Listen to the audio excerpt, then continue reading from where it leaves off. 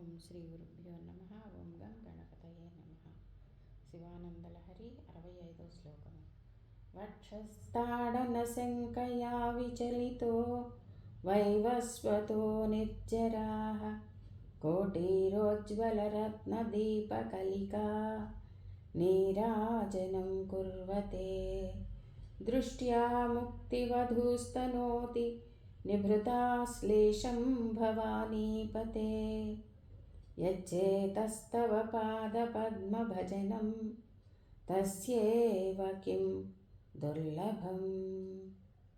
శంకర, పార్వతీనాథ, భవానీపతి, నీ పాదాల విందాలను సేవించే మనస్సు కలవాణ్ణి చూసి యముడు భయపడుతూ ఉంటాడు.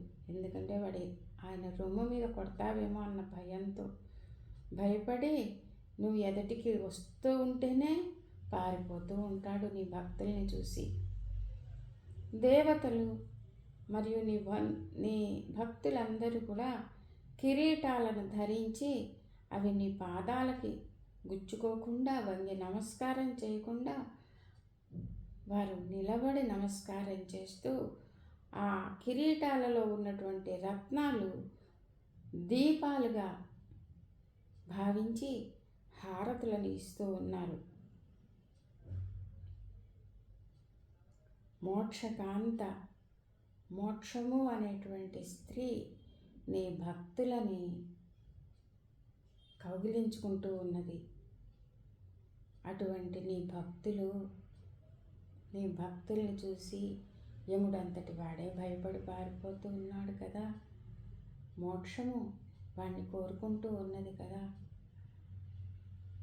అంతటి నీ భక్తులు భౌతికంగా వారు పొందనిది ఏముంటుంది? వారికి అవసరమైనవన్నీ నువ్వు సమకూరుస్తూ ఉంటావు కదా.